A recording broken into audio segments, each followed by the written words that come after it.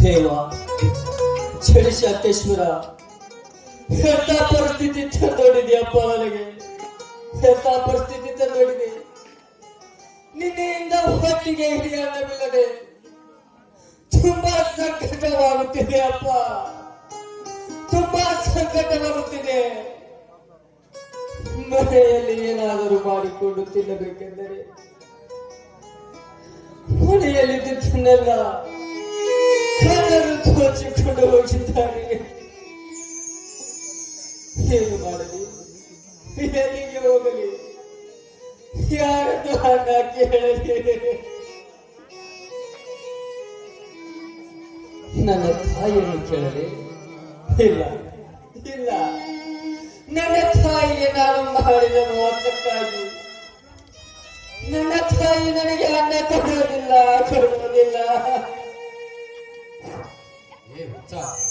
ನಿನ್ನ ತಾಯಿಯ ಹೃದಯ ವಿಶಾಲವಾದದ್ದು ಕಣೋ. ನೀನು ಕೇಳಿದ್ರೆ ಅನ್ನವನ್ನು ಕೊಟ್ಟೇ ಕೊಡ್ತಾಳೆ. ಹೋಗು, ಅನ್ನವನ್ನು ಕೇಳಿ ಪ್ರಾಣವನ್ನು ಉಳಿಸಿಕೋ. ನನ್ನ ತಾಯಿಯ ಹೃದಯ ವಿಶಾಲವಾದದ್ದು. ನಾನು ಕೇಳಿದರೆ ಅನ್ನ ಕೊಟ್ಟೆ ಕೊಡ್ತಾಳೆ.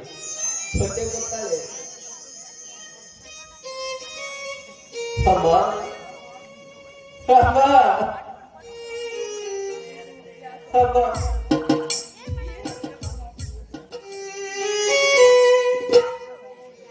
ನಿನ್ನೆಯಿಂದ ಹೊಟ್ಟಿಗೆ ಇಡಿ ಅನ್ನವಿಲ್ಲದೆ ತುಂಬಾ ಸಂಕಟವಾಗುತ್ತಿದೆ ಅಮ್ಮ. ತುಂಬಾ ಸಂಕಟವಾಗುತ್ತಿದೆ. ದಯವಿಟ್ಟು ಒಂದು ತುತ್ತು ಅನ್ನ ಕೊಟ್ಟು ಊಟ ಕಟ್ಟಿಕೊಳ್ಳಮ್ಮ. ನಿನ್ನ ಕಾಲಿಗೆ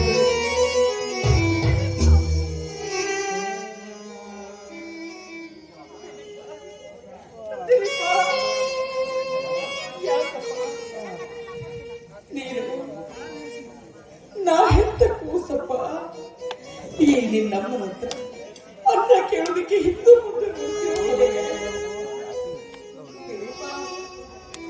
ನನ್ನ ಮಕ್ಕಳು ನನ್ನ ಕಣ್ಣೆದುರಿಗೆ ಸುಖವಾಗಿರ್ಬೇಕಪ್ಪ. ನೀವು ಹಚ್ಕೊಂಡಿದ್ರೆ ನನ್ನ ಹೊಟ್ಟೆಗೆ ಕಿಚ್ಚು ಸುಡುತ್ತಾಗುತ್ತೆ ಮಗನೇ. ಸ್ವಲ್ಪ ತಾಳಪ್ಪ, ಅನ್ನ ಮಾಡಿದ್ದೀನಿ, ಹೊಟ್ಟೆ ತುಂಬ ಊಟ ಮಾಡುತ್ತೀರಿ, ಬೇಜಾರಾಗ್ಬೇಡ ಮಗನೇ. ತಾಳಪ್ಪ ಅನ್ನ. ಆಯ್ತಮ್ಮ.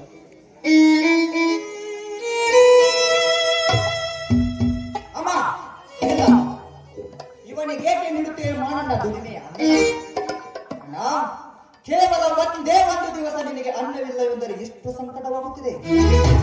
ಹಸಿದು ಬಂದ ನನ್ನ ತಂಗಿ ಅಣ್ಣ, 3 ದಿನದಿಂದ ಉಪವಾಸ ಇದ್ದೇನೆ. ಒಂದೇ ಒಂದು ತುತ್ತು ಅನ್ನ ನೀಡೆಂದು ನಿನ್ನಲ್ಲಿ ಅಂಗಲಾಚಿ ಬೇಡಿಕೊಂಡರು. ಅವಳಿಗೆ ಒಂದು ತುತ್ತು ಅನ್ನ ನೀಡಲಾರದೆ ಅವಳನ್ನು ಮನೆ ಬಿಟ್ಟು ಹೊರನುತ್ತಿದೆಯಲ್ಲ, ಆಗ ಅವಳಿಗೆ ಎಷ್ಟು ಸಂಕಟವಾಗಿರಬೇಡ. ಈ ದೃಶ್ಯವನ್ನು ಕಂಡ ನನ್ನ ತಂದೆ ತಾಯಿಗಳಿಗೆ ಎಷ್ಟು ಸಂಕಟವಾಗಿರಬೇಡ. ಕಲಿತವನಾದ ನೀನು ಇದನ್ನು ಸ್ವಲ್ಪ ವಿಚಾರ ಮಾಡಿದೆಯಾ? ಇಲ್ಲ ಇಲ್ಲ, ಇಂದು ನನ್ನ ಮನೆಯಲ್ಲಿ ನನ್ನ ದುಡಿಮೆಯ ಅನ್ನ ನಿನಗೆ ದೊರೆಯಲಾರದು. ಹೊರಬೇಡ ನನ್ನ ಮನೆ ಬಿಟ್ಟು.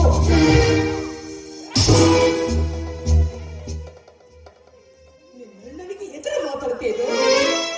ಮೊದಲೇ ನೊಂದು ಬೆಂದಿರುವ ಅವನ ಮನಸ್ಸನ್ನ ಮತ್ತಷ್ಟು ನೋಯಿಸಬೇಕು ಅಂತ ಮಾಡ್ರಿ ನೀನು. ಅವನ ಹತ್ರ ತಪ್ಪಾಯ್ತು ಅಂತ ಕ್ಷಮೆ ಕೇಳು.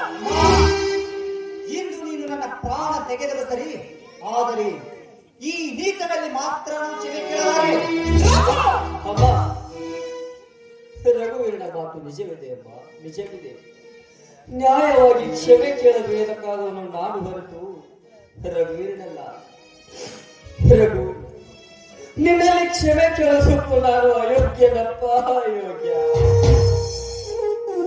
ಹೆಂಡತಿ ಹೇಳಿಕೆಗೆ ಮರುಳಾಗಿ ನಿನ್ನ ಮೇಲೆ ಇಲ್ಲ ಸಲ್ಲದ ಅಪವಾದವನ್ನು ಹೊರಿಸಿ ಮನೆ ಬಿಟ್ಟು ಹೊರನೋಗಿ ಬಿಟ್ಟೆ. ಹೆತ್ತ ತಾಯಿಯನ್ನು ಕೂಲಿ ಹಾಲಿಗಿಂತ ಹೆಚ್ಚಾಗಿ ತಿಳಿಸಿಕೊಂಡು ಬಿಟ್ಟೆ. ತಂಗಿಯ ಮನಸ್ಸನ್ನು ನೋಯಿಸಿದೆ. ದೇವರಂತ ನನ್ನ ತಂದೆಯ ತಲೆ ತೆಗೆದುಕೊಂಡ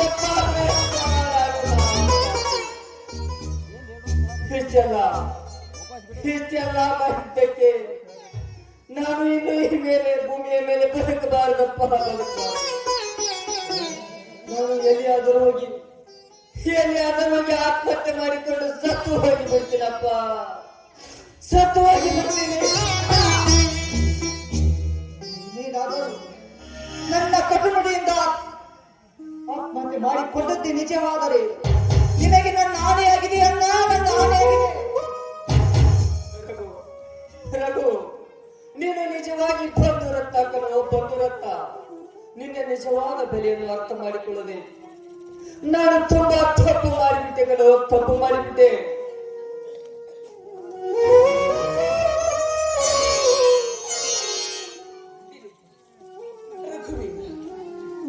ನೀವಿಬ್ಬರು ನನ್ನೆರಡು ಕಣ್ಣುಗಳಿಂದ ಹಾಕಪ್ಪ. ಈ ಎರಡು ಕಣ್ಣುಗಳಲ್ಲಿ ಯಾವುದೇ ಕಣ್ಣು ಕಳೆದುಕೊಂಡರೂ ನೋವಾಗುವುದು ಈ ತಾಯಿ ಹೃದಯಕ್ಕೆ ಮಗನೇ. ತಾಯಿ ಬಯಸೋದು ನನ್ನ ಮಕ್ಕಳು ಸುಖವಾಗಿರ್ಲಿ ಅಂತಾನೆ. ಹೇಗಾದ್ರೂ ಮಾಡಿ ನಿನ್ನತ್ತಿಗೆ ಛಾಯಾಳನ್ನ ಬಿಡಿಸ್ಕೊಂಡು ಬಾರಪ್ಪ. ದಯವಿಟ್ಟು ಅವಳನ್ನ ಜೈಲಲ್ಲಿ ಬಿಡಬೇಡಪ್ಪ. ಅಮ್ಮ, ಇನ್ನೊಂದ್ಸಾರಿ ಎತ್ತ ಬೇಡ ಮಾವಳ ಹೆಸರನ್ನು. ಇಷ್ಟೆಲ್ಲ ಅನಾಹುತ ಆಗೋದಕ್ಕೆ ಅವಳೇ ಕಾರಣ. ಹೆಂಡತಿ ಎರಡನೇ ತಾಯಿ ಸಮಾನ ಅಂತ ಹಿರಿಯರು ಹೇಳ್ತಾರಪ್ಪ. ಹಾಗೆ ಎಲ್ಲವನ್ನ ಬಿಟ್ಟು ನಿನ್ನನ್ನೇ ನಂಬಿ ಬಂದಿರುವ ಆ ಹೆಣ್ಣನ್ನ ದೂಷಿಸಬಾರ್ದಪ್ಪ. ಏನೇ ಇದ್ರು ಅವಳಿಗೆ ಈ ಮನೆ ಸೊಸೆ, ನಮ್ಮ ಮನೆಯ ಸೊಸೆ ಜೈಲಲ್ಲಿದ್ದಾರಂತೆ ಊರಲ್ಲಿ 4 ಜನರಿಗೆ ವಿಷಯ ಗೊತ್ತಾದ್ರೆ ಹೋಗೋದು ನಮ್ಮ ಮನೆತನದ ಮರ್ಯಾದೆ. ದಯವಿಟ್ಟು ನಿನ್ನ ಅತ್ತಿಗೆ ಬಿಡಿಸ್ಕೊಂಡು ಬಾರಪ್ಪ. ಅಮ್ಮ, ನಿನ್ನ ಮನಸ್ಸು ಎಂಥದ್ದೆಂದು ನಾವು ಅರ್ಥ ಮಾಡಿಕೊಂಡು ನಿನ್ನೆ ದಿನ ಸ್ಟೇಷನ್ಗೆ ಹೋಗಿ ಅತ್ತಿಗೆಗೆ ಜಾಮೀನು ಕೊಟ್ಟು ಬಿಡುಗಡೆ ಮಾಡೋದು ಹೇಳಬಹುದು. ಈಗ ಅತ್ತಿಗೆ ಬಂದರು ಬರಬಹುದಮ್ಮ?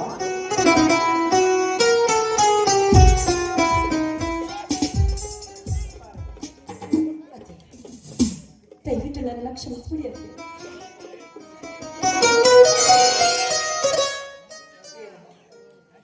ಯಾಕಮ್ಮ ತಪ್ಪಾಯ್ತು ಅಂತ ಕ್ಷಮೆ ಕೇಳ್ತೀಯ? ಎಷ್ಟೇ ಆದ್ರೂ ನೀನು ನನ್ನ ಮಗಳಿದ್ದ ಹಾಗೆ, ನೀನು ನನ್ನ ಸೊಸೆಯಲ್ಲ ತಾಯಿ ಅಂತ ದೇವರ ಆಶೀರ್ವಾದದಿಂದ ನಾವೆಲ್ಲರೂ ಒಂದಾಗಿ ಈ ಶುಭಗಳಿಗೆ ನೋಡೋದಕ್ಕೆ ನಿನ್ನ ತಂದೆಯವರು ಇಲ್ವಲ್ಲ ರಘುವೀರ. ನೋಡಮ್ಮ, ಅಲ್ಲಿ ಅಪ್ಪ ಬಂದೇ ಬಿಟ್ರು.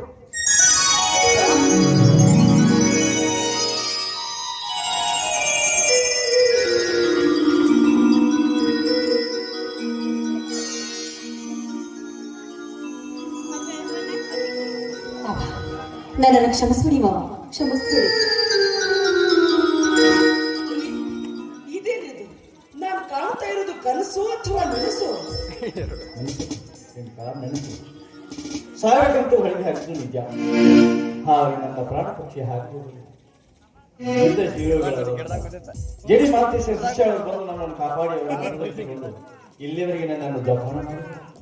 ಅದಕ್ಕಾಗಿ ಇವತ್ತು ಗುರುಗಳು ಭಕ್ತ, ಇವತ್ತಿನ ನನ್ನ ಹಕ್ಕಿ ಪಕ್ಷಿಗಳು ಒಂದು ಆಗುವ ಸಮಯ ಬಂದಿದೆ. ಈ ಮನೆಗೆ ಹೋಪ ಅಂತ ಆಶೀರ್ವಾದ ಮಾಡ್ತಾರೆ. ಅದಕ್ಕೆ ಒದಗಿ ಬಂದಿದೆ. ಅಪ್ಪ, ನನ್ನ ಬಿಸಿ ಪರೀಕ್ಷೆ ಫಾರ್ಮ್ ತುಂಬಲು ನಿಮ್ಮ ಹತ್ತಿರ 5,000 ಹಣ ಕೇಳಿದಾಗ ಅಮ್ಮನ ಮಾಂಗಲ್ಯವನ್ನು ಮಾರಿಸಿ ನನಗೆ ಹಣ ಕೊಟ್ಟಿದ್ದು. ಆ ಮಾಂಗಲ್ಯದ ಪುಣ್ಯದ ಬಲದಿಂದ ನಾನು ಈಗ ಸ್ಟೇಟ್ ಬ್ಯಾಂಕ್ ಮ್ಯಾನೇಜರ್ ಆಗಿ ಸಾಕಷ್ಟು ಹಣ ಸಂಪಾದನೆ ಮಾಡಿ ನಿಮ್ಮ ಆಜ್ಞೆಯಂತೆ ಅಮ್ಮನಿಗೆ ಈ ರಕ್ತ ಮಾಂಗಲ್ಯವನ್ನು ಮಾಡಿಕೊಂಡು ಬಂದಿದ್ದೇನೆ. ಇದನ್ನು ನಿಮ್ಮ ಕೈಯಾರ ಅಮ್ಮನ ಕೊರಳಿಗೆ ಕಟ್ಟಿಸಿ ನಮ್ಮನ್ನೆಲ್ಲರನ್ನು ಸಂತೋಷಗೊಳಿಸಿ. ನೀನು ನಿಜವಾಗಿಯೂ ನನ್ನ ಅವಶ್ಯಗೊಂದು ಅಪ್ಪ.